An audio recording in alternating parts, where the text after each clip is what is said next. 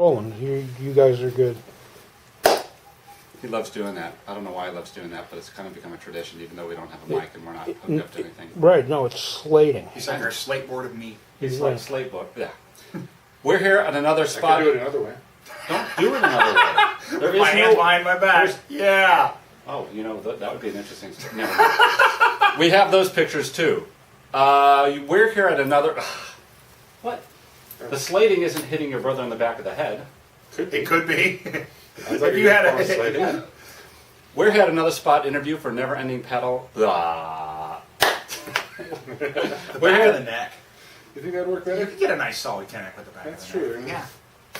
I didn't screw up yet. It's a preemptive. We're here at another spot interview for NeverEndingPanel.com with Cory Goodfellow, who categorizes himself as a horror hard science fiction writer. His last book was called... Cody Goodfellow. Did I say Cory? Yeah, you did. What a bonehead. That's all right. Not You were on fire right before that. I felt that. We were Cody. Yeah. I said Cory Goodfellow? What Yeah, a you did. bonehead. That's right. We're here at another spot interview with NeverEndingPanel. Go ahead. Yeah. We're here at another spot interview at NeverEndingPanel.com with Cody Goodfellow. That's correct. Thank you. Who categorizes himself as a horror hard science fiction writer. Cody, why don't you tell us what was the name of your last book? Perfect Union? For a...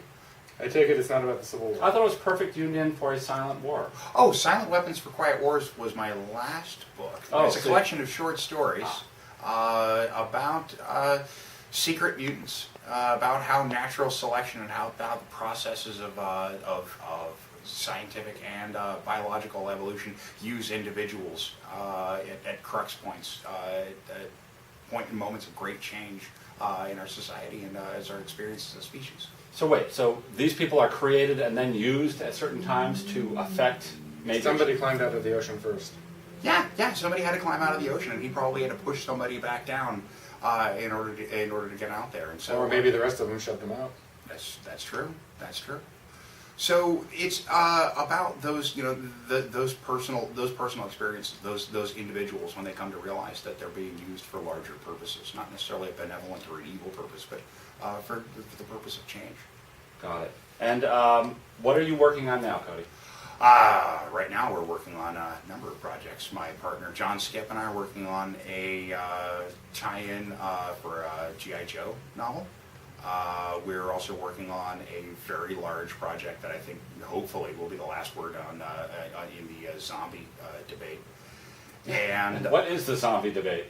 fast Fast or slow? fast. Should I tell them the title for my imaginary story? Sure, go ahead.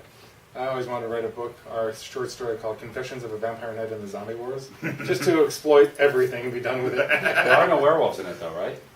as told to a werewolf. Oh, that's right. The subtitle. Got the trifecta. Woohoo! Go ahead, sorry, you were... No, that's quite all right. Working on I remember that. number of Lovecraftian horror projects. I also publish modern Lovecraftian horror at a company called PerilousPress.com. We're working with Brian Stableford, putting out his next book.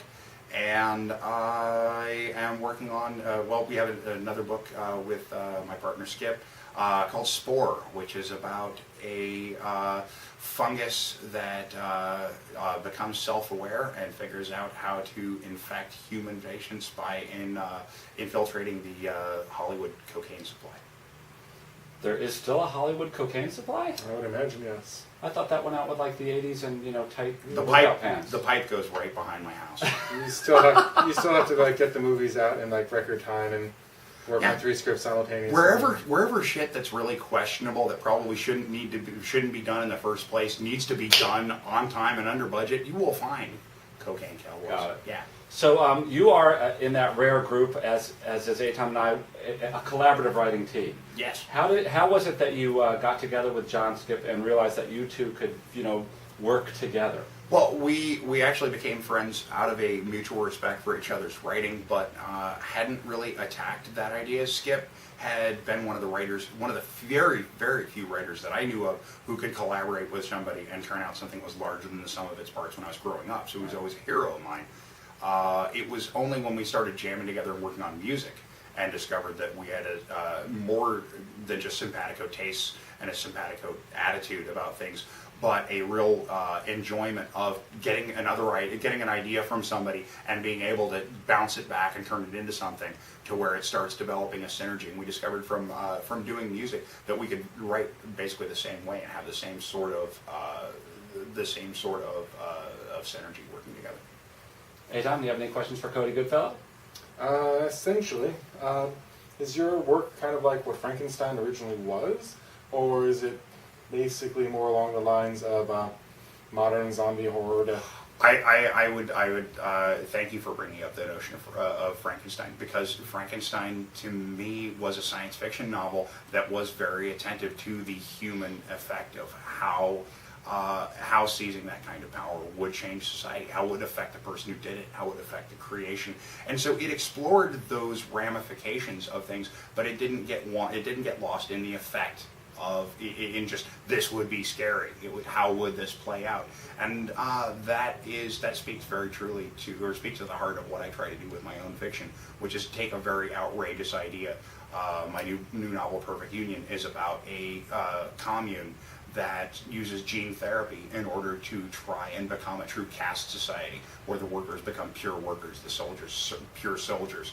And Nothing can go wrong with that. Right. It's about, it addresses the real how gene therapy would work on people, but also gets into more than just these monsters chasing kids through the woods. What kind of monsters are they? It gets into the questions of what are we willing to sacrifice as individuals to fit into a society, and how it would work, and how conformity affects us in families, in larger societies, and as individuals. We seem to, as a species, seek conformity while needing diversity. Yeah, we need the illusion of diversity, and the evolution of our culture has been an evolution of, I think, convincing everybody that they are the Omega Man.